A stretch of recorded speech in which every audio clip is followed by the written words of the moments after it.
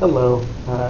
I am working right now. I thought I'd kind of bring you along on kind of a day in the life of a quantitative social scientist. So I am working. I have this email core network that I am trying to find. I'm working on a paper with a few folks that is looking at how edge weights and the friendship paradox are related. So I want to find a bunch of weighted networks.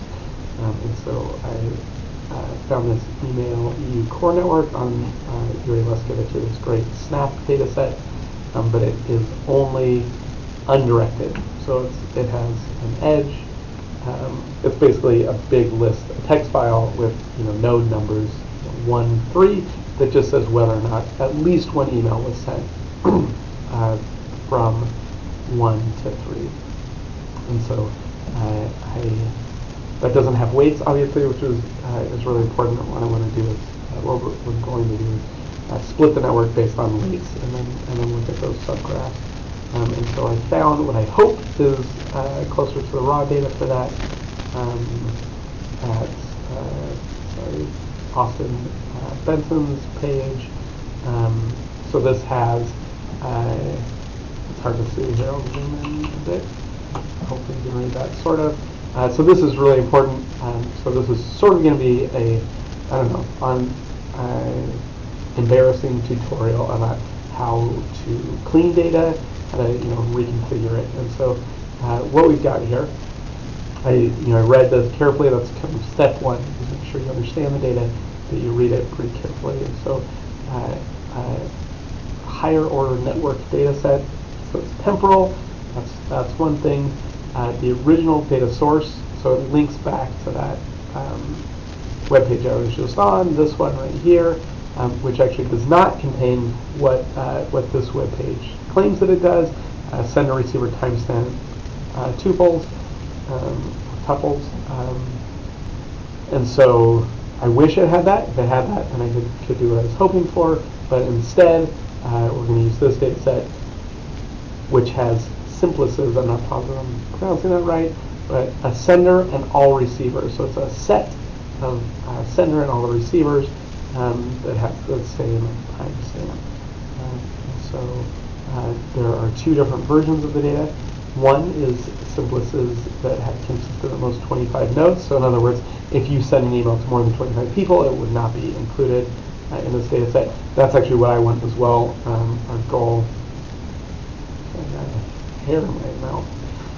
Our goal is to find just those which are like relationships between people, right? So if we're measuring tie strength, we're using email as a proxy for relationship strength. And if you email someone a lot, you have some kind of relationship, strong or weak relationship based on how much you email them. And so we also don't want these emails sent to a lot of people. In fact, we want to reduce it to fewer than 25. I mean, probably something like 4 people or 3 people. And so that's why we're going to need to do get into this raw data and actually edit it a bit. And so, excuse me. So they did exactly what we want, a weighted projected graph of this, but this is including all of the 25, and so we don't want that. And so I downloaded the data. The next thing that we're going to want to do, so this is this first version, right? The next thing we're going to do is look at it. And it's actually in a little bit of a strange format. And so let's take a look. Oops.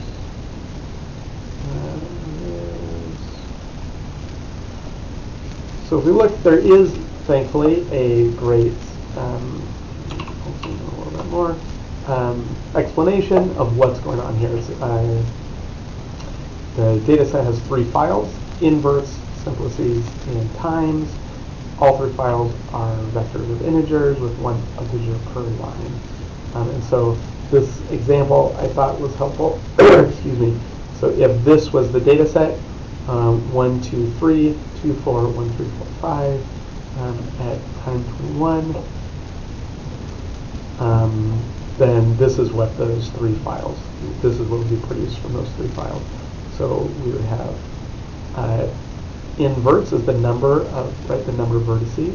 So there's the first one is 3, 2, and 4, and then this is the actual data. So 1, 2, 3, 1, 2, 3, 2, 4, 1, 3, 4, 5. So it's just the node numbers, and then the example times are when they are just from here, what the timestamp was.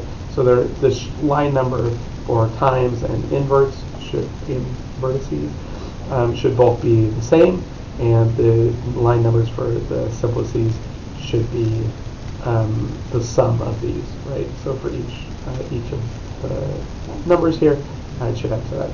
So that's actually the first thing I'm going to do, just to make sure that I'm understanding it right, is do that very simple check to make sure that if we sum these, it's the same number of lines as these. Well, we'll also need to load the data. So we can take a quick look what they look like. So this is the numbers, vertices, the number of nodes, in other words. So we're going to get rid of things like this. One was sent to 18 people. Here's the nodes, so 2, 1, 4, 3, so these are all the nodes. I'm assuming, this is something that unfortunately is not quite clear in the documentation, but I'm assuming that these, the simplices are ordered. In other words, that the first person sent an email to the first node sent the email, and then the other nodes are the recipients. Hopefully that's true,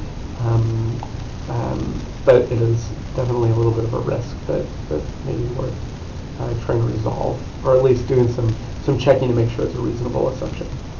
Okay, so and then finally here are the timestamps, which I think I'm not going to use, but let's get to it. Oops. So let's open up my code file and the data. Okay, so the first thing we're going to do is import the libraries we're going to need. I actually don't even know if I'm going to need pandas. What am I going to need? That's kind of my default. Maybe I won't need anything. Let's just see how it goes. All right, let's get the files in.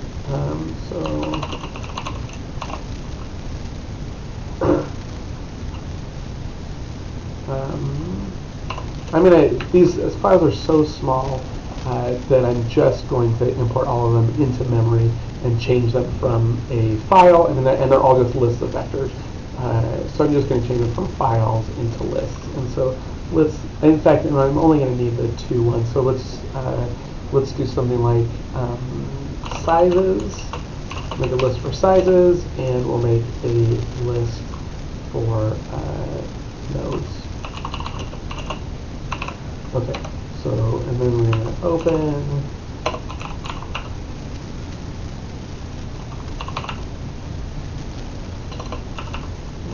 Email view, and the inverts is so this is our first one. This opens it, the R opens it for reading, and then we're going to open it with F is with the temporary variable that we're going to use it for. And then just for line in F, and this will, by default, I believe, treat it as a string, which is fine. I don't think there's any reason. Oh no, actually, for these we do want it to be an integer. I was going to say for the nodes, it's fine that it's strings because those numbers are these labels for the nodes. But these are the sizes, so we're doing the sizes first. So let's do it as an integer, int of line. Let's make sure that works. That looks pretty reasonable. That looks like the file that we just saw. I think that probably worked just fine. Okay. And I'm just going to do the other one at the same time.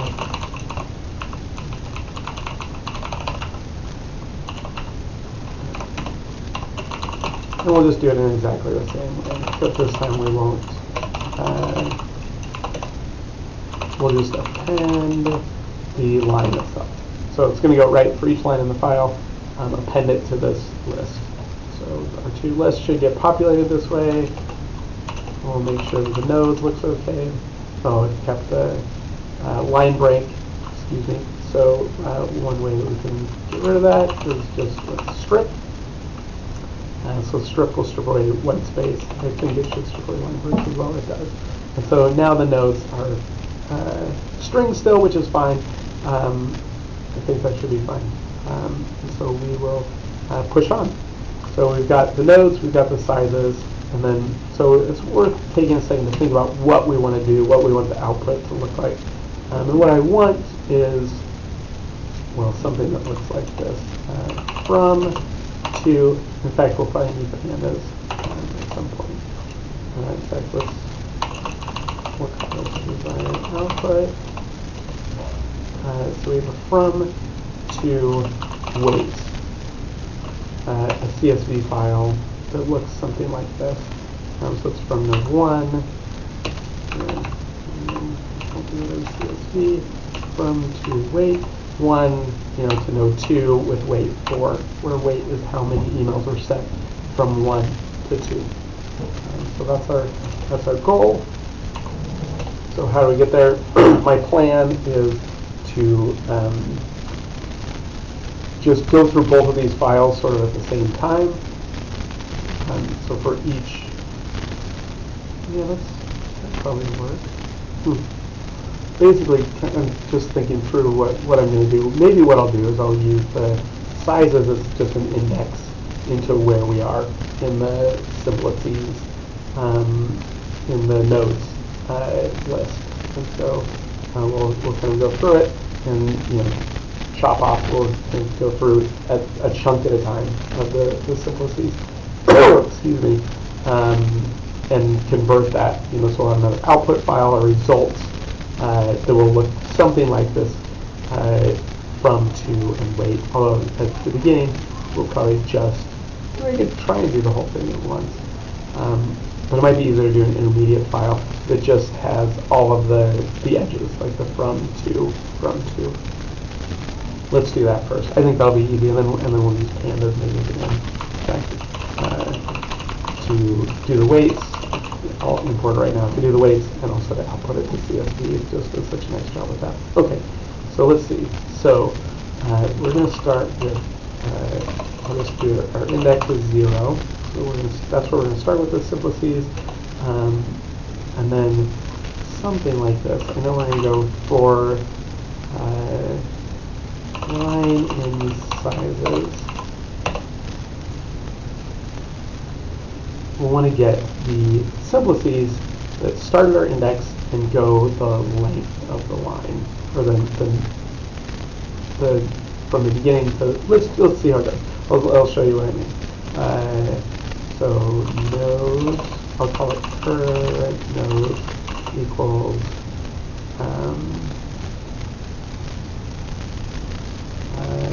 nodes from the original index up until the index plus the line. So let's see how that works. This is easy debugging when you're creating code. I'll get rid of all of these. But I mean, we can make it fancier if we want. So something like the number of nodes is line. That's kind of bad. Let's rename this.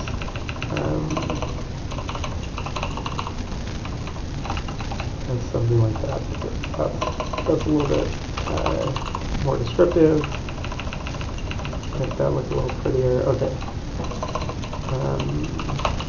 If you haven't seen this f strings, you can put the variable you want to print, or you want to convert to a string within these curly braces. And I'll do that. That's really nice. I'll show you with this one. It would be a similar thing. So the nodes are, and this. It's really easy. Even though I've done it 100 times, it's really easy to mess up this indexing. And so I just want to, make sure I get it right. So let's do this. Okay, number of nodes is 2. The nodes are 2, 1. Oh yeah, that's always going to be 2, 1 for all of these because I haven't done that logic yet. But that's good. At least the number is correct. Okay, so it looks at least reasonable right now. Oh, it's still running. Stop it.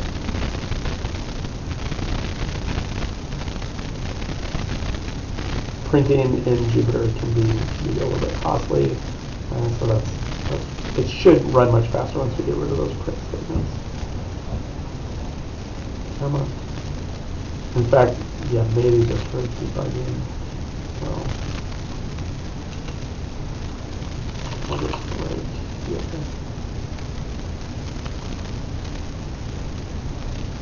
This really can't be a long time. Okay. Well, let's see if it'll let me write the additional logic that I want. So the other thing I'm thinking that I'll want to do, I'll do it afterwards so that I can keep this debugging for just a minute, is then update the index. So I equals, we now want to start at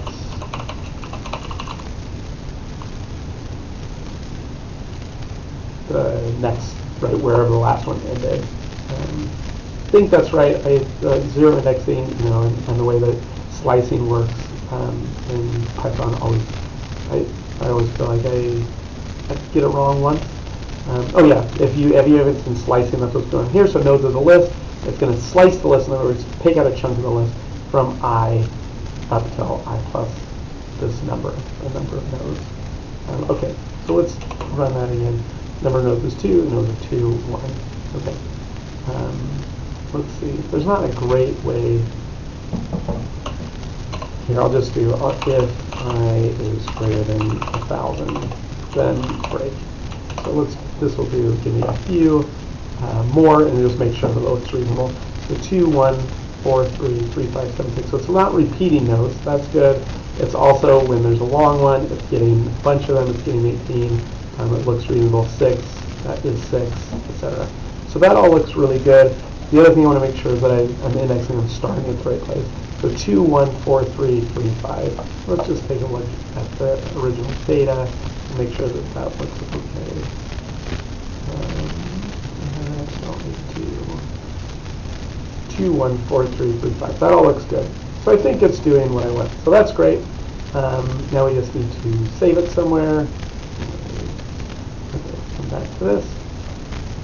So let's create, at the beginning, we'll create a list. And then let's just make it a list, and we'll make it a list of tuples. So that's what we'll do. So this part all looks good. This logic all looks good for retrieving it. Now what we need to do, and depending on, this is simple enough that I might not write another function to do this. But let's do it just to show kind of good practice. So I think I would do is something like get tuples from current nodes. In fact, I can probably do that up here.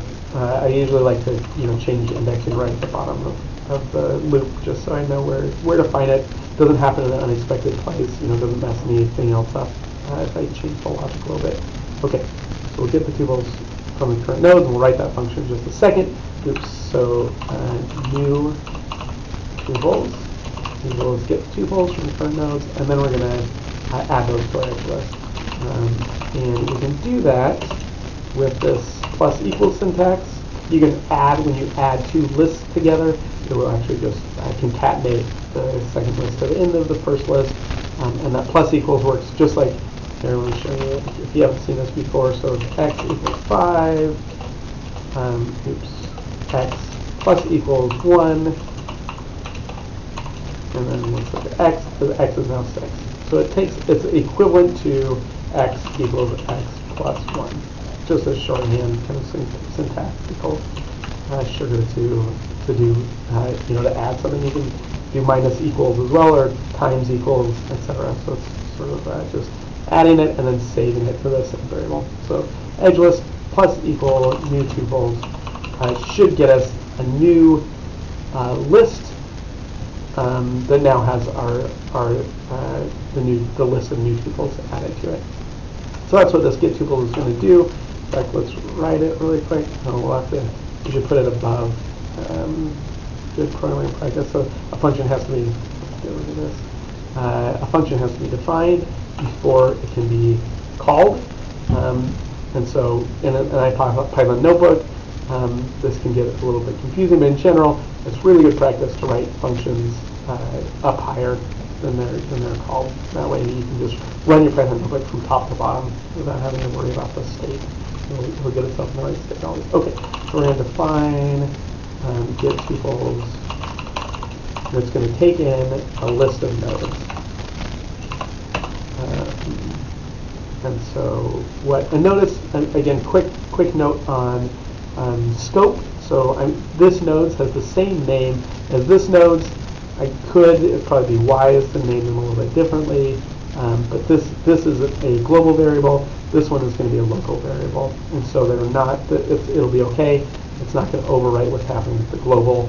I'll be able to use this just fine. The only problem here would be if I wanted access to this global variable, but I don't, so that's all right. Okay, so what I'm going to do here, it's good. Let's write a doc string for this. So this is going to take in a list nodes, create the first ascending node, and create tuples for each.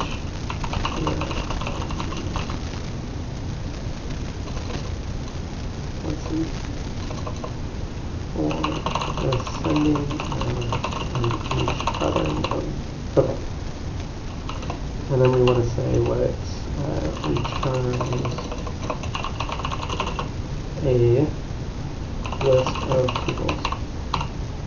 And then maybe we can get an example. So if we had 1, 2, 3, 5, returns 1, 2, 1, 3, 1, 5. So this is a pretty strong assumption, right? That 1 is the sending node. And so hopefully that assumption is correct. It may be worth checking to see if our edge list looks like the same one that they created, excuse me, in their example. Okay, so we've got that. So now let's make it do that. So let's see. Okay, so let's just, what we're going to do is from node, let's just define that, equals nodes 0, 2 nodes equals nodes 1 to the end. So that's what this slicing does. And then 4, and let's create a result list for node and 2 nodes. So we're going to create this tuple.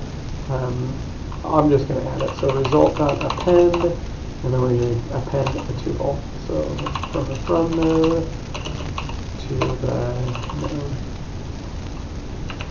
In fact, let's call this 2 node. For each 2 node, we'll append a tuple from the from node to 2 node. And then once we're done going through all of them, we'll return the result. Okay. Let's take a look at this. Okay, so this is our edge list. Yeah, that all looks reasonable. Let's try it. It should be fairly quick. It's not a gigantic data set, so let's try it. Yeah, that was quick. And let's see how it fits. From 2 to 1, 4 to 3, 3 to 5, 7 to 6, 8 to 6, 7 to 6, 9 to 10. This all looks pretty good to me. We should, once we get down to that big one, so this one has 32 to a bunch of different people. So that's good. That looks great. I think that's basically what we want. In fact, I wonder, just to make this easier for pandas, I think we could pass something like this into pandas. I know something that works really well in pandas is a list of, let's see, how does it work? A list of dictionaries. Yeah, a list of dictionaries. So let's just change this to dictionary. Oh yeah, we'll just change those to dictionary. Okay. So instead of a tuple, let's change this to dictionaries. Let's say a list of dictionaries. Okay. So instead of a tuple, we'll do a dictionary, and we'll just call it from. Here's a from node, and to here's the to node. Change this into okay. Let's see how that. Let's just make sure that looks okay. Okay, that looks good. I know that pandas will be a little bit happier with this, so that's great. The one other thing that we want to do, which makes me think I should wrap this in a function as well. I mean, it's not the end of the world. Okay, maybe I'll just. Okay, so the other thing I'm going to do is we need to have a cutoff. So we'll just make a global variable. This isn't great. You know what? No, let's have good practice here. So let's do this a new function that is going to be edgelist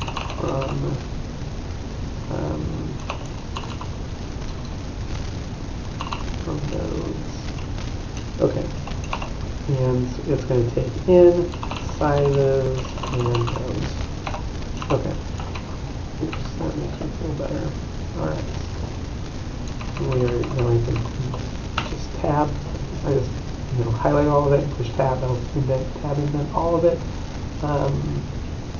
Okay. That looks better. And then it's going to return the edgelist at the end. The reason I want to do that is because the other thing we're going to add, the other logic we're going to add is some sort of cutoff, which let's call it max recipients. Hope that's spelled right. And we'll set a default of like 4. Okay, so if the recipients can be 4, that means the total number of nodes in these tuples can be 5. Oh yeah, crud. This needs to change from get tuples to like get edges. That's actually a better name anyway. Okay, let's rename some of these. Some new edges. Oh yeah, that's much better. Okay, new edges.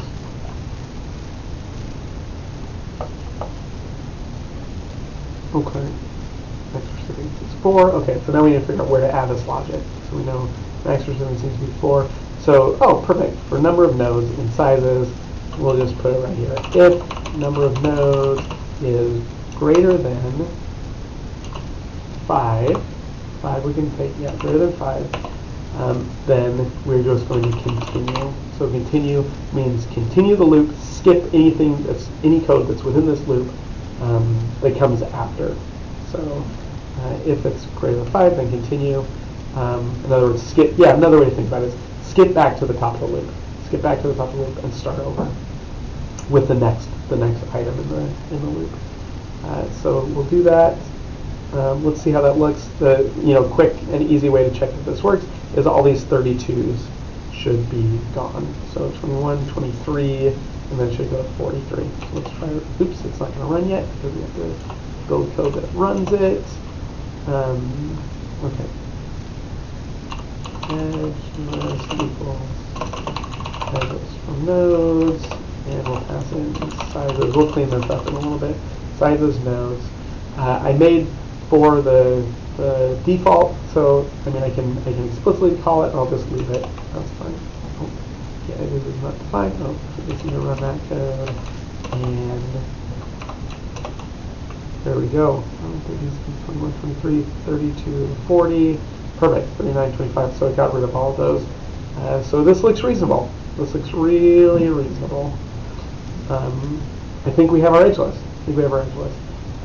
So now what we want to do is change this from an edge list to we need to get the weights. So from this list of dictionaries to a data frame, and then from data frame to to a weighted data frame, or a data frame that includes weights, and then from that finally we'll make it to a CSV.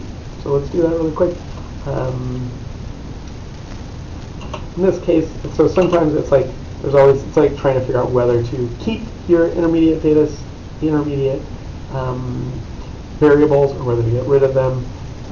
This one's pretty easy to create, so I think maybe I'll get rid of it. Well, I'll just do the classic DF, we'll call this data frame equals pandas.data frame of edgelist. I think this is going to work. Let's see. And then let's take a quick look at DF. It looks like it works. So we have 241,000 rows. Good. That looks good. Oh, I just realized I totally forgot to do the quick thing I was going to do to just make sure I understand this data right. So let's see, sum of sizes should equal, let's test this, equals length of nodes. It does. That's great. That's great. So it sounds like we do understand what this data is. It looks pretty good so far. We're getting places. We're getting places. Okay. So we've got 241,000 edges, but some of them are duplicates, right? So there may be, person 2 may have sent 100 emails to person 1. So we want to convert that to a weight. So we could do this, with a set of loops or something like that. We could do it. We could have done it. We could have stored it this way pretty easily when we were originally doing it. Instead here of making a dictionary for each node, we could have created. Here, I'll show you what we might have done instead. It would have worked just fine. So the result would have been a dictionary, and then each item in the dictionary would be like a tuple. So 1, 2, right? So here, so this is what our result dictionary might have looked like had we done it differently. From 1 to 2 would be 5. That's how many times we saw an email go from 1 to 2. And so instead of appending all of them to a big old list, we would just increment. The dictionary. So that approach would also work just fine. Yeah, it would have worked just fine. And then we just would have had to think about how to convert that into a CSV file, but it would have been no big deal. We could have gone through that. Maybe a little simpler even.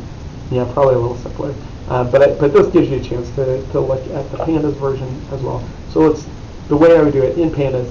This is not atypical for the kind of data that you might get. An edgelist in this format. If we wanted to create weights from it, we can just go like this. So it's df. We're just going to group by. And then remember, so I also use R pretty often. I can't remember which one. Like the syntax, the small syntax differences, right? Like which one has an underscore. Okay, so we're going to group by, and we're actually going to group by both from and to. I'll have to remind myself of how to do this, but let's see. And I think this is what we want, and then get the size. Okay, so from 1 to 1, they sent themselves 4 emails, 1 to 104 sent 1 email, etc. So that looks like what we want. Except obviously it's not quite in the format that we want. What does it do if you, let's see if we just write this to CSV, what happens. We'll just write this test right here. Let's just see what it looks like, because I actually have no idea. Why am I not showing that? Oh, there it is. Okay, let's take a look at this. From 1 to 1. Oh, it works great. I just have to give this a name, but I could do that. Okay. Often what we'll really want is, with the size taken, let's see if it takes in a parameter. Oops. There's like that's not it. Let's take a shift tab. Or maybe it doesn't take anything in. Oh yeah, darn it. Okay, there's got to be a better way to do this. I don't remember what it is. I mean, that's not bad. We're there. If I was doing this, well, I really like to build reproducible pipelines because. So here's what I was going to say. If I was doing this, one option that you could do that would be totally reasonable is to get to here, build your CSV, and then just go in and change, add a header to that final column. But I'll give you a quick warning, is that for most projects you're going to end up, something's going to change, you're going to realize something about the data set, etc. You're going to have to rerun some portion of this code again. And if there are pieces of it where you had to do something manually, it's both, one, time consuming, and two, it's easy to forget what you have to do. And so it's really, what I'd really like is to figure out how to get this exactly producing exactly the data set that we want. And so let's see. I know there's other ways. We can aggregate, and then, oh yeah, I think this will work. Okay, I think this will work. I'm not sure I remember the syntax, but let's try it. Okay, so we need a column called weight, and the function that's going to use is this size function. Let's see what happens when we do that. Nope, that's not it. Weight, column weight, no, we did this just the other day. So yeah, I'll take you along on my journey to figure out. I'll search for pandas, group by aggregate size.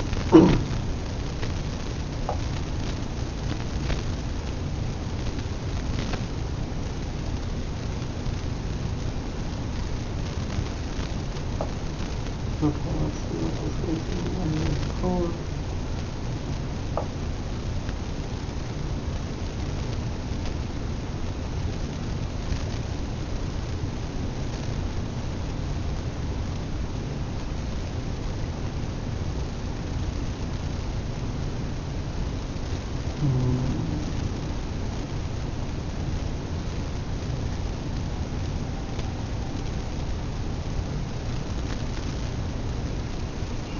There's this dot count.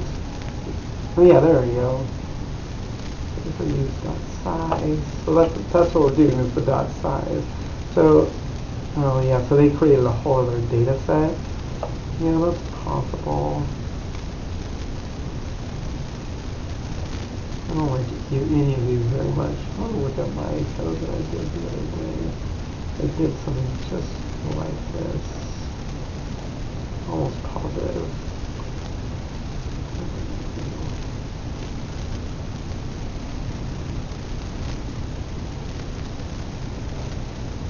Oh, so I just had the syntax wrong. So that seems nice. So it's a column name. Sometimes the Panda syntax is just crazy. Column name not in quotes equals, and then the column that you're doing and the size of it. Oh, that is wild. Okay. Oh, in fact, this is exactly what I want. So I'm just gonna copy this to this code.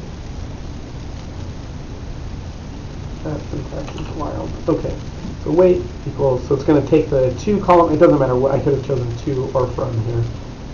It'll just count, it'll just use this function, the size function, and then this reset index just makes it so it turns back into a data frame without levels. Okay, so we have from, a to, and weight.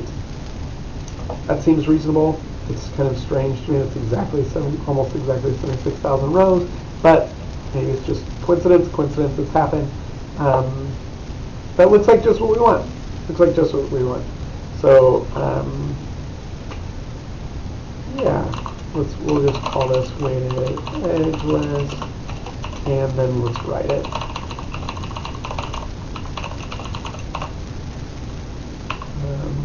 Let's write it back into it. Using our data directory, we'll call it EU email edge list. Weighted, sure. CSV. Okay, cool. I think that's about it. I think we got it.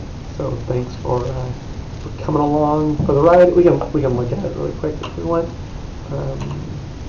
Make sure that it loads. That's kind of a good practice. So let's put edge list equals CSV, and we'll do that same thing. Edge list. Okay. And then we'll just look at it, and it should look the same. Oh yeah, glad I looked at it. That's why you look at it. I really think it's silly. I'm sure there's a good reason. I just don't know. Pandas includes the index column, and I guess that one you have to index in case it's meaningful. But I often don't want it. Index equals false, maybe.